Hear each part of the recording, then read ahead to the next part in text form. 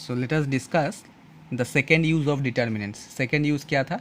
To find the equation of a straight line. ठीक है, area of triangle find out करने के लिए यूज़ कर सकते हैं, and the second one is to find the equation of a straight line. अच्छा देखो, ऑलरेडी स्ट्रेट लाइन चैप्टर करके आया क्लास 11 में।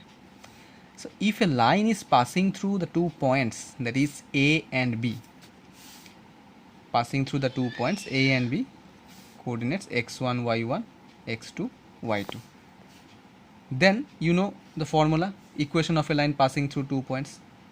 yes, equation of a line passing through 2 points का formula पता है तुम लोगों को।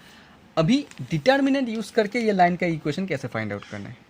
ठीक है, अभी देखो ये जो दो पॉइंट हैं सेम लाइन के ऊपर ही है ना। सो in order to find the equation of a straight line by using the concept of determinants, we need another point Q. What is the general equation of a straight line? Ax plus by plus c equal to 0. Yes or not? This is called general or linear equation of a straight line. इसमें known और unknown part कौन सा है? A, B, C are real, that means known part, whereas x and y are unknown ना? Yes or not? Okay.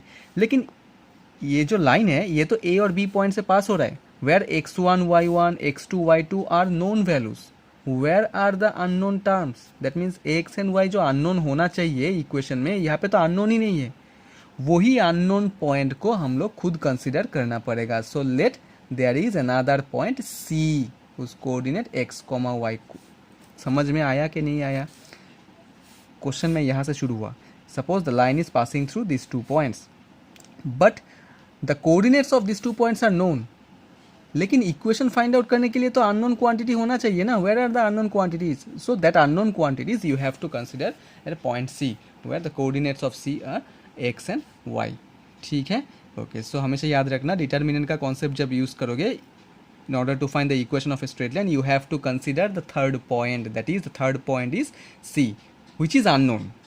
Okay, chalo, now these 3 points are lie on a same line. So when the 3 points are on the same line, that means we can say that the 3 points are collinear.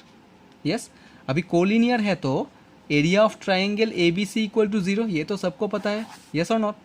If the 3 points ABC are collinear, that is lie on a same line, then we all know that area of triangle ABC equal to 0. चलो, so how can we find the equation of a straight line? So what is the area of a triangle formula? Determinant का formula पूछ रहा हूँ मैं। What is the area of a triangle formula? half into determinant x1, sorry यहाँ पे first point तो xy है, xy1 x1 y1 1 x2 y2 1 which is equal to 0। ठीक है, दिस इज द फॉर्मूला। अभी कुछ मत लिखो, सिर्फ सुन लो, मैं नोट्स अपलोड कर दूंगा। ठीक है, so by using this formula we can find the equation of a straight line. So अभी बोलो तो यहाँ पे कौन सा टर्म नोन है? देखो वन, अभी तुम लोग और एक क्वेश्चन है, सॉरी मैं वो पहले एक्सप्लेन करना भूल गया था। ये जो थर्ड कॉलम में मैं 1 1 1 लिखा, ऐसा ही 1 1 1 के जगह में तुम लोग अपना मर्जी से 2 3 4 ऐसा कुछ मत लिखो, 1 फिक्स्ड है, बिकॉज 1 ही लिखोगे तो ही जाके फॉर्मूला के साथ सेटिस्फाई होगा। ठीक है, 1 ही लिखना है। सो थर्ड कॉलम हमेशा फिक्स्ड होता है 1 1 1 के। So now tell me how which are unknown term? x1 y1 x2 y2, these are unknown. Okay, whereas x and y are, sorry, x1 y1 x2 y2 are known, whereas x and y are unknown, because without unknown quantity we cannot write any equation. ठीक है, तो ये unknown quantity को खुद assume करना पड़ेगा, और ये अननोन क्वांटिटी कहाँ पे है? पॉइंट सी में।